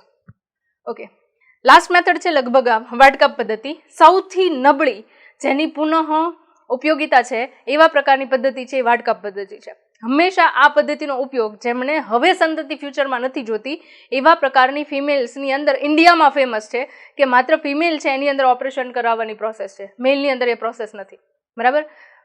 જનરલી એવું છે કે અંડવાહિની છે એને બ્લોક કરી દેવામાં આવે, જેના કારણે અંડકોષ છે એ નીચે ના આવી શકે, અને મેલની અંદર હોય તો ત્યાં આગળ શુક્રવાહિની છે એને બ્લોક કરી દેવામાં આવે, જેના કારણે શુક્રકોષોનું આગળ વહન ના થાય. રાઈટ? તો મેથડ જે છે એ જનરલી ફિમેલની અંદર ઇન્ડિયામાં ફેમસ છે, મેલની અંદર એટલું પ્રોમિનન્ટ તમને એ મેથડ જોવા મળતી નથી. વાત કરીએ તો અહીંયા આગળ 2 મેથડ છે તમારી પાસે. એક છે પુરુષ નસબંધી ને બીજી સ્ત્રી નસબંધી. પુરુષ નસબંધીમાં શુક્રવાહિનીના નાના ભાગને દૂર કરી વૃષણ કોથળી ઉપર નાનો કાપ મૂકીને બાંધી દેવામાં આવે છે, એટલે શુક્રકોષો છે એ ત્યાંથી આગળ ટ્રાન્સફર નહીં થાય. અને સ્ત્રીની અંદર નસબંધી છે તો એની અંદર અંડવાહિનીનો નાનો ભાગ દૂર કરવામાં આવે છે અને ઉદરમાં અથવા યોનિ માર્ગ દ્વારા નાનો કાપ મૂકીને બાંધવામાં આવે છે. આ પદ્ધતિઓ ખૂબ જ અસરકારક છે, પરંતુ તેની પુનઃસ્થાપિતતા ઘણી નબળી છે. મતલબ કે કોઈ મેલ કે ફિમેલ હવે એવું ઈચ્છે છે કે એના વડે સંતતિ આવે તો એ પોસિબલ નથી, કારણ કે તમે અંડવાહિની કાપી છે કે શુક્રવાહિની કાપી છે અને ફરીથી જોઈન કરવું એ ડિફિકલ્ટ પ્રોસેસ છે. અને જોઈન કર્યા પછી પણ જે નેચરલ પ્રોસેસ થતી હતી એ પ્રોસેસને ટાર્ગેટ કરીને લાવવી એ પણ એક અનવોન્ટેડ પ્રોસેસ થઈ જાય.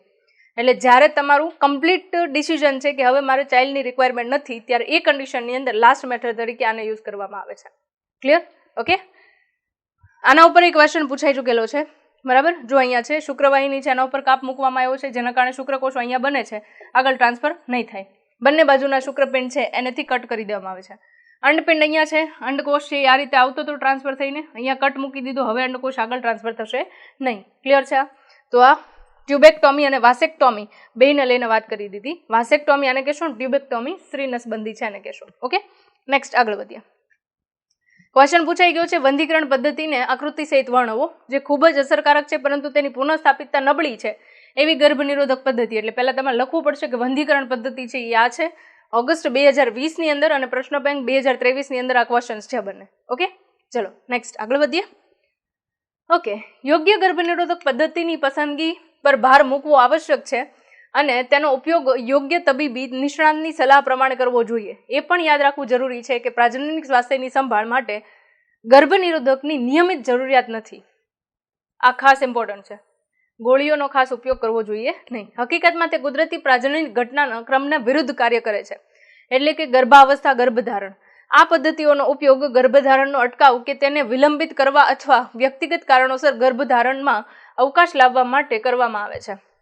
નિસંદેહ આ પદ્ધતિઓનો વ્યાપક ઉપયોગ અનિયંત્રિત વસ્તી વૃદ્ધિને અટકાવવામાં અગત્યનો ભાગ ભજવે છે. તેમ છતાં તેમની શક્ય ખરાબ અસર જેવી કે ઉબકા, ઉદરમાં દુખાવો થવો, રક્તસ્રાવ, અનિયમિત ઋતુસ્રાવ અથવા સ્તન કેન્સર કે ખૂબ જ સામાન્ય રીતે જોવા મળતા નથી, પણ એ સંપૂર્ણ રીતે અવગણી ના શકાય. બની શકે કે તમે રેગ્યુલર બેઝિસ પર એ ટેબ્લેટ્સનો ઉપયોગ કરો છો તો એના કારણે તમને કેન્સર સુધીની પ્રોસેસ સુધી પહોંચી જાઓ. પછી રીઝન કોઈ પણ હોઈ શકે, પણ ઘણી વખત દવાની અસર દરેક વ્યક્તિ ઉપર અલગ અલગ હોય છે. તો તમારા ઉપર એ ઇફેક્ટ થાય તો ત્યાં સુધી સ્ટેજ પહોંચી શકે છે. પણ આ નાના નાના સિમ્ટમ્સ છે જે તમે ક્યારેય દૂર નહીં કરી શકો, જે જ્યાં સુધી તમે ટેબ્લેટ્સ છે કે અવરોધકનો ઉપયોગ કરો છો ત્યાં સુધી તમને રહેશે છે. એટલે પિલ્સ છે એ થોડું વધારે રિસ્કી છે. બેટર ઓપ્શન મેં તમને કીધું એમ કુદરતી પદ્ધતિ છે. નિરોધનો ઉપયોગ કરો અને ઇન્ટ્રાયુટેરાઇન ડિવાઇસીસનો ઉપયોગ કરો. આ ત્રણ જે છે એ સૌથી વધારે ઉપયોગમાં લેવાતી હોય અને બેટર ઓપ્શન્સ કહી શકાય એવા માટેના ઉપયોગી એવા અવરોધકો છે. ક્લિયર? આગળ વાત કરીએ. ચલો, તો ત્યાં વાત કરવાની છે આપણે પ્રેરિત ગર્ભપાત છે એને લઈને. બરાબર, ગર્ભપાત એટલે સામાન્ય રીતે અનવોન્ટેડ ચાઇલ્ડ કે ખામીવાળું બાળક છે કે કોઈ અનવોન્ટેડ પ્રોસેસ થ્રુ બાળક છે એ ગર્ભાશયની અંદર સ્થાપિત થયું છે, તો એ બાળકને ટર્મિનેટ કરવું, મતલબ કે ગર્ભાશયમાંથી દૂર કરવું, એને ગર્ભપાત તરીકે ઓળખાય છે. શું કહીએ છીએ એને? આપણે ગર્ભપાત કહીએ છીએ. Termination of pregnancy, MTP, medical termination of pregnancy. સમગ્ર વિશ્વમાં એક વર્ષમાં આશરે 45 થી 50 મિલિયન MTPs કરાવવામાં આવે છે દર વર્ષે. એક વર્ષની અંદર આટલા ગર્ભપાત કરવામાં આવે છે. વિચાર કરો તમે, આ ગર્ભપાત ના થતા હોય તો વસ્તી કેટલી વધારે હોય. એટલે એક પ્રકારે જોઈએ તો અનવોન્ટેડ ચાઇલ્ડ છે એ દુનિયામાં ના આવે અને વસ્તી વૃદ્ધિ છે એને કંટ્રોલ કરવું છે તો આ એપ્લિકેબલ છે. It's okay. બરાબર. અને ઘણીવાર કહીએ તો આ ઉપયોગી પદ્ધતિ પણ છે, પણ ઘણી વખત આ બિનઉપયોગી પદ્ધતિ પણ છે. જ્યારે તમે મેલ અને ફિમેલના બાળકને લઈને ગર્ભપાત કરાવો છો ત્યારે બિનઉપયોગી મેથડ છે. ઓકે, આગળ વાત કરીએ તો અહીંયા આગળ એક વર્ષમાં કરાતા ગર્ભધારણની સંખ્યાના 5મા ભાગ જેટલા છે. આમ તો MTP વસ્તી ઘટાડવામાં અગત્યની ભૂમિકા ભજવે છે, પરંતુ તે તેનો હેતુ નથી. MTPને સ્વીકારવી, કાયદાકીય બનાવવી તે ઘણા દેશો માટે ચર્ચાનો વિષય છે, કારણ કે ઘણા બધા દેશો જે છે ત્યાં આગળ આ ભગવાનનું સ્વરૂપ કહેવાય ને એને આપણે છેડી ના શકીએ અને આવી ઘણી બધી અંધશ્રદ્ધા માન્યતાઓ ચાલતી હોય છે, જેના કારણે આ પ્રોસેસ ત્યાં આગળ એપ્લિકેબલ ના હોઈ શકે. ઓકે, કારણ કે તેની સાથે ભાવનાત્મક, નૈતિક અને ધાર્મિક સામાજિક પ્રશ્નો સંકળાયેલા હોય છે. ભારત સરકારે MTPના દુરુપયોગને અટકાવવા માટે 1971માં સખત જોગવાઈઓ સાથે તેને કાયદાકીય કરેલ છે. આ પ્રકારનો પ્રતિબંધ અનધિકૃત અથવા ગેરકાનૂની સ્ત્રી ભ્રૂણ હત્યા તથા ભેદભાવને રોકવા માટે મૂકવામાં આવ્યો છે, જે હજુ પણ ભારતમાં વધુ કે ઓછા પ્રમાણમાં નોંધાય છે. મેં તમને વાત કરી ને કે આપણે સ્ટ્રિક્ટ લોની અંદર જીવીએ છીએ કે જ્યાં આગળ જો ખબર પડી હોય ગવર્મેન્ટ ઓથોરિટીઝને તો ત્યાંથી આ ડૉક્ટર છે એમનું સર્ટિફિકેટ લઈ લેશે, બેન કરશે, અથવા તો વધારે સિવિયર કન્ડિશન છે તો એ કન્ડિશનમાં જેલ પણ થઈ શકે છે ડૉક્ટરને. અને એ જ રીતે જે કરાવવા ગયા છે એ લોકોને પણ સજા થઈ શકે છે. MTP કરાવવા માટે ગયા છે જ્યારે સ્ત્રી ભ્રૂણ હત્યાને લઈને વાત થાય છે ત્યારે 100% નથી થતું એવું નહીં કહી શકીએ અહીંયા, કારણ કે થોડા ઘણા પ્રમાણની અંદર હજી પણ આ વસ્તુ સમાજની અંદર થઈ રહી છે. બરાબર, એટલે આ વસ્તુ ઉપર રોક છે એટલે ઓછી થઈ રહી છે. જો કોઈ નિયમ કે કાયદો ના હોય તો અત્યારે જે થઈ રહ્યું છે પ્રોસેસની અંદર 10 ગણો વધારો હોઈ શકે છે, કારણ કે અલ્ટિમેટલી તો માણસની માનસિકતા છે એ વસ્તુ છે એ સ્ત્રી ભ્રૂણ હત્યાને રોકી શકશે, અધરવાઇઝ નહીં. ઓકે, ચલો આગળ વધીએ. MTP શા માટે?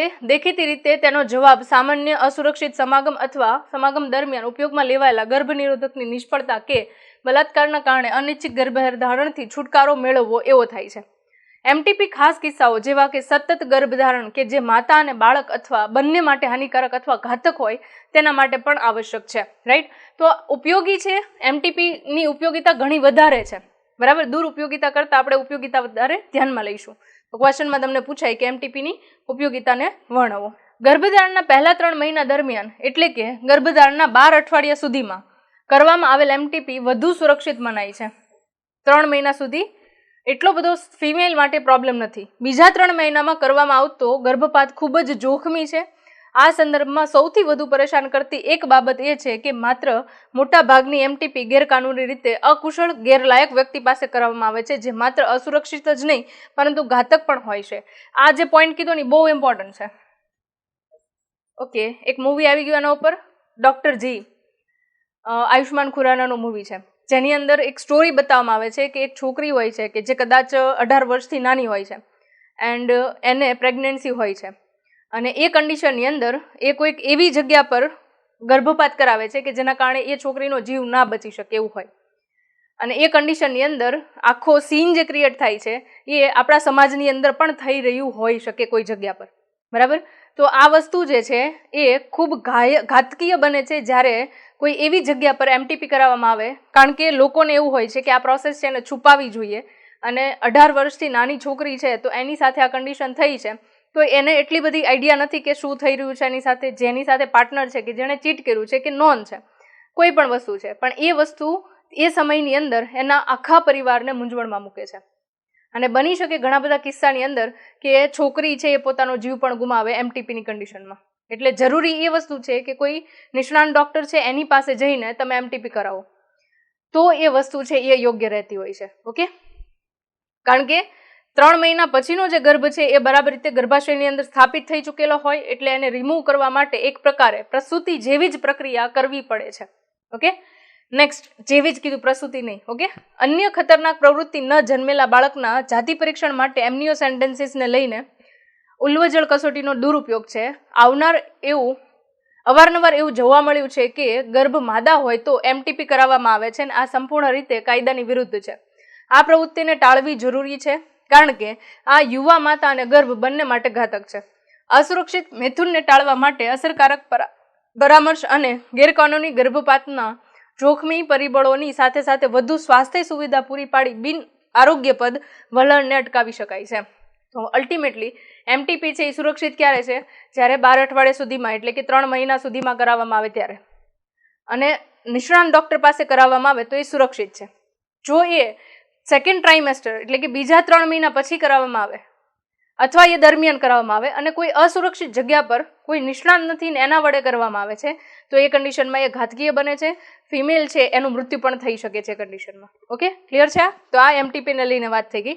નેક્સ્ટ આગળ વાત કરીએ તો જાતીય સંક્રમિત રોગો છે, સેક્સ્યુઅલી ટ્રાન્સમિટેડ ઇન્ફેક્શન્સ છે, એના માટે વાત કરવાની છે આપણે. ઓકે, તો હવે આગળ આપણે વાત કરવાની છે જાતીય સંક્રમિત રોગ છે એને લઈને, સેક્સ્યુઅલી ટ્રાન્સમિટેડ ઇન્ફેક્શન્સ છે એને લઈને. જે ચેપ અથવા રોગ કે જે જાતીય સમાગમ દ્વારા સંક્રમિત થતા હોય તેને સામૂહિક રીતે જાતીય સંક્રમિત ચેપ તરીકે ઓળખવામાં આવે છે. યૌન સંબંધિત રોગો. ઓકે, આના ઉપર ક્વેશ્ચન પૂછાઈ ગયેલા છે. વેનેરિયલ ડિઝીઝ, વીડી એટલે શું થાય? એમસીક્યુ આના ઉપર પૂછાઈ ગયેલો છે તો ફૂલ ફોર્મ સાથે યાદ રાખજો, વીડી. ઓકે, નેક્સ્ટ, પ્રજનન માર્ગના ચેપ, રિપ્રોડક્ટિવ ટ્રેક્ટ ઇન્ફેક્શન, RTI, તો એ પણ યાદ રાખજો, એમાંથી પૂછાઈ શકે. હવે અહીંયા આગળ સ્પેસિફિકલી નામ છે: ગોનોરિયા, સિફિલિસ, જનનાંગીય હર્પિસ, ક્લેમાઇડિયાસિસ, જનનાંગીય મસા, ટ્રાઇકોમોનાઇસિસ, હિપેટાઇટિસ બી, અને તાજેતરના વર્ષોમાં સૌથી વધારે ચર્ચિત હોય એવો HIV નો ચેપ એટલે કે એઇડ્સ. આ બધા ડિઝીઝ જે છે એ સેક્સ્યુઅલી ટ્રાન્સમિટેડ ઇન્ફેક્શન્સની અંદર આપણે ઇન્ક્લુડ કરીએ છીએ. હવે એક ક્વેશ્ચન આના ઉપરથી પૂછાય છે જે હું કહી દઉં તમને, આપ્યું નથી પણ આપણને ખબર હોવી જોઈએ. અહીંયા જે તમે ડિઝીઝ જુઓ છો એ બધા જ ડિઝીઝની અંદર વાયરસ, બેક્ટેરિયા, પ્રજીવ અને ફૂગ, મોસ્ટ ઓફ બધા જ ઇન્ફેક્શન છે એ આ 4 પ્રકારના સજીવ અને બિનજૈવિક ઘટકો એમના વડે ફેલાતા હોય એવા ડિઝીઝ છે. બરાબર, ખાસ કરીને તમે એઇડ્સ જુઓ તો એ વાયરસ વડે થતો હોય એવા પ્રકારનો ડિઝીઝ છે. ક્લિયર? ઓકે, નેક્સ્ટ આગળ વધીએ. આમાંના કેટલાક ચેપો જેવા કે હિપેટાઇટિસ બી અને HIV સંક્રમિત વ્યક્તિ માટે વપરાયેલ ઇન્જેક્શનની સોય કે વાઢકાપના સાધનો વગેરેના ઉપયોગથી પણ ફેલાય છે. રુધિરાદાન અથવા ચેપી માતાથી તેના ગર્ભસ્થ શિશુમાં પણ સંચારિત થાય છે.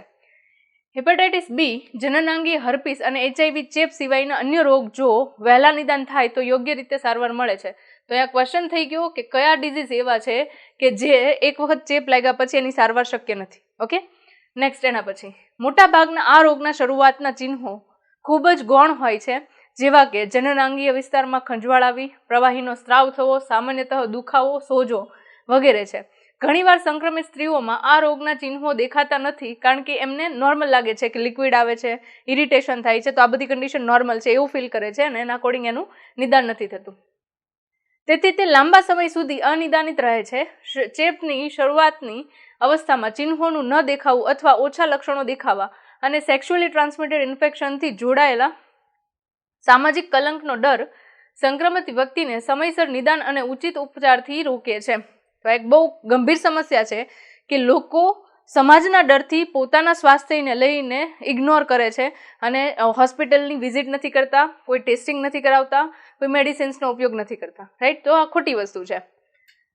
આગળ જતા સમસ્યામાં વધારો થતા નિતંબની બળતરાના રોગો, પાલ્વિક ઇન્ફ્લામેટરી ડિઝીઝ PID, આના ઉપર પણ MCQ પૂછાઈ ચૂકેલો છે. PID તમને ખબર હોવી જોઈએ, MCQ તરીકે પૂછાઈ ગયેલું છે. ગર્ભપાત, મૃત બાળકનો જન્મ, ગર્ભાશયની બહાર અંડવાહિનીમાં ગર્ભધારણ, એક્ટોપિક પ્રેગ્નન્સીઝ તરીકે ઓળખાય છે. આ ક્વેશ્ચન પૂછાઈ શકે. અફળદ્રુપતા અથવા પ્રજનન માર્ગનું કેન્સર થઈ શકે છે. સેક્સ્યુઅલી ટ્રાન્સમિટેડ ઇન્ફેક્શન્સ સ્વસ્થ સમાજ માટે મોટો ખતરો છે. તેટલા માટે આવા રોગોની શરૂઆતની અવસ્થામાં નિવારણ અથવા નિદાન અને સારવાર પ્રજનન સ્વાસ્થ્ય સાર સંભાળ કાર્યક્રમમાં પ્રાથમિકતા આપવામાં આવી છે. જો કે તમામ વ્યક્તિઓ ચેપોથી સંવેદનશીલ હોવા છતાં સૌથી વધારે તમને ક્વેશ્ચન પૂછાઈ શકે આ 15 થી 24 વર્ષની વયજૂથના વ્યક્તિઓમાં કે જે વયજૂથમાં તમે પણ આવો છો તેમાં વધુ હોવાનું જણાવાયું છે. બે વસ્તુ છે. આ વયની અંદર જે વ્યક્તિઓ છે એ રિપ્રોડક્ટિવલી એક્ટિવ છે. બીજા નંબરમાં એમને પૂરતી મેચ્યોરિટી નથી અને જે નોલેજ હોવું જોઈએ એ વસ્તુ નથી, એટલે એમની અંદર ઇન્ફેક્શન સૌથી વધારે જોવા મળે છે. ભયભીત થવા માટેનું કોઈ કારણ નથી કારણ કે નિવારણ શક્ય છે. નીચે આપેલી સરળ સિદ્ધાંતોને અનુસરીને વ્યક્તિ આ ચેપમાંથી મુક્ત થઈ શકે છે. ઓકે, આના પછી તમે જુઓ તો સ્ટેપ્સ આપેલા છે જે બહુ સચોટ અને યોગ્ય છે કોઈ સેક્સ્યુઅલી ટ્રાન્સમિટેડ ઇન્ફેક્શન્સથી બચવા માંગે છે તો. ઓકે, અજાણ્યા સાથીઓ કે ઘણા સાથીઓ સાથે જાતીય સંબંધિત ટાળવો જોઈએ. પછી જાતીય સમાગમ દરમિયાન હંમેશા નિરોધનો ઉપયોગ કરવો જોઈએ. આ કન્ડિશનની અંદર પણ નિરોધનો ઉપયોગ કરવાથી સેક્સ્યુઅલી ટ્રાન્સમિટેડ ઇન્ફેક્શનથી બચી શકાય છે.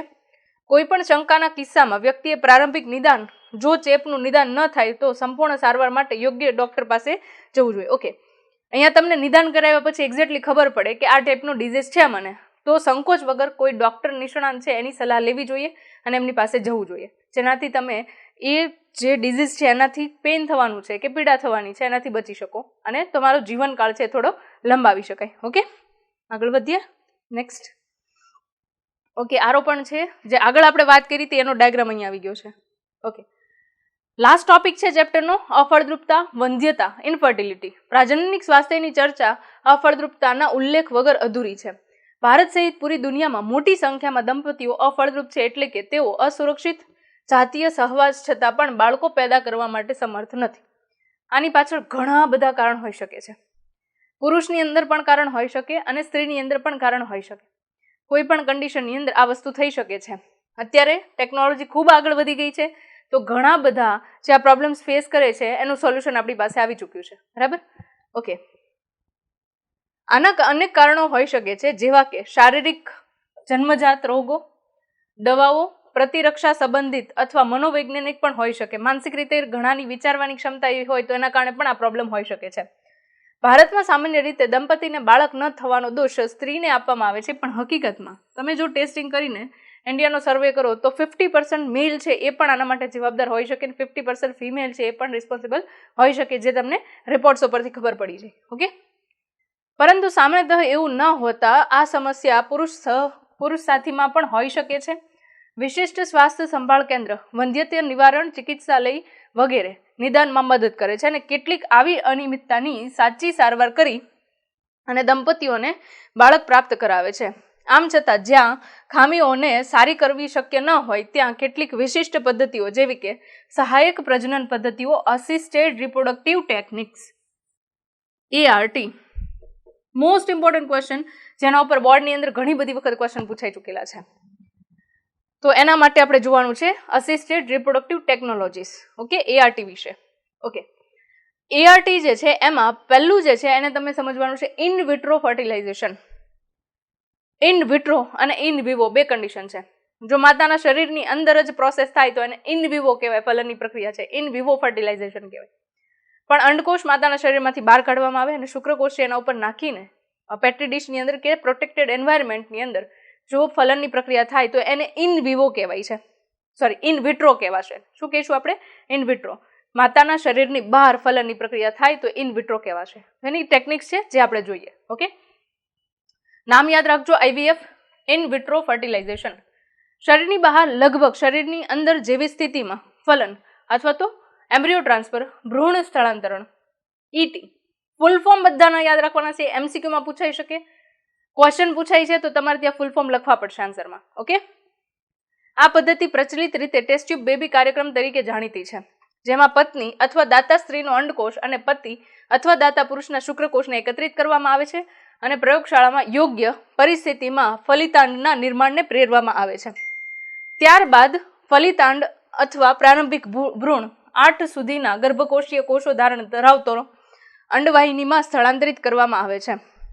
હવે એક વસ્તુ સમજો અહીંયા કે 8 કોષીય ગર્ભકોષની અવસ્થા હોય અને એ ભ્રૂણને તમે અંડવાહિનીમાં નાખો છો તો અંડવાહિનીમાં જે દાખલ કરવાની પ્રક્રિયા છે એને નામ આપશું આપણે zygote intra Fallopian transfer. Fallopian tube એટલે અંડવાહિની, ટ્રાન્સફર એટલે દાખલ કરવું, ઝાયગોટ એટલે ફલિતાંડ. એટલે આખો સેન્ટેન્સનો મિનિંગ તમે ગુજરાતી કરો તો શું થાય? તો કે ફલિતાંડનું અંડવાહિનીની અંદર સ્થળાંતરણ કરવું. ક્લિયર છે? હવે 8 કોષીય અવસ્થા સુધીમાં તમે અંડવાહિનીની અંદર જ્યારે ગર્ભને સ્થળાંતરિત કરો છો ત્યારે જેમ જેમ નીચે ગર્ભાશય સુધી પહોંચશે ત્યાં સુધીમાં મોરેલા સ્ટેજ સાથે સાથે ગર્ભકોષ્ઠ કોથળીની અવસ્થા સુધી પહોંચી ગયો છે અને પછી નેચરલી ત્યાં આગળ ગર્ભનું સ્થાપન થઈ જશે. તો આ એક પહેલી મેથડ થઈ ઇન વિટ્રો ફર્ટિલાઇઝેશનની અંદર અને એ છે ઝાયગોટ ઇન્ટ્રા ફેલોપિયન ટ્રાન્સફર. અને 8 કરતાં વધુ ગર્ભકોષ્ઠીય કોષોયુક્ત ભ્રૂણને આગળનો વિકાસ પૂર્ણ કરવા માટે ગર્ભાશયમાં સ્થળાંતરિત કરવામાં આવે છે. તો આ ક્યાં સ્થળાંતરિત કરીએ છીએ? તો કે ભ્રૂણને ગર્ભાશયમાં સ્થળાંતરિત કરવું. તો ઇંગ્લિશ શું થાય એનું? અંતઃ ગર્ભાશય સ્થળાંતરણ, intra uterine transfer, IUT. Clear? Meaning ઉપરથી ઇંગ્લિશ યાદ રાખશો તો રહેશે, અધરવાઇઝ નથી રહેવાનું. એટલે તમારે એ રીતે યાદ રાખવાનું છે. ઇન્ટ્રા એટલે અંદરની તરફ, યુટેરાઇન એટલે યુટેરસ ગર્ભાશય, ટ્રાન્સફર એટલે સ્થળાંતરણ. અહીંયા ફેલોપિયન ટ્યુબ યાદ રાખો, બાકી ઝાયગોટ છે એ તમને સામાન્ય શબ્દ છે ખબર હશે ને ઇન્ટ્રાનો મતલબ ખબર પડે તમને. ઓકે, તો આ થઈ ગયું બીજી મેથડ ગર્ભાશયની અંદર સ્થળાંતરિત કરવાની.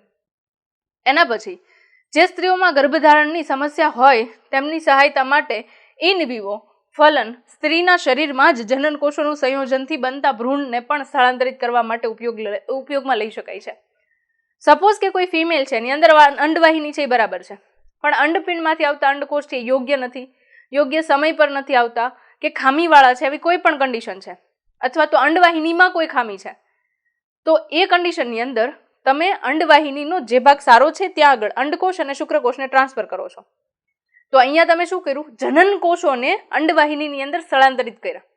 તો એને તમે શું કહેશો? Gamete intra Fallopian transfer. બરાબર, એને શું કહેવાશે? તો કે ગેમેટ ઇન્ટ્રા ફેલોપિયન ટ્રાન્સફર. પણ અહીંયા ફલન ક્યાં થાય છે? તમે તો જન્યુને ખાલી શરીરની અંદર દાખલ કર્યા ને.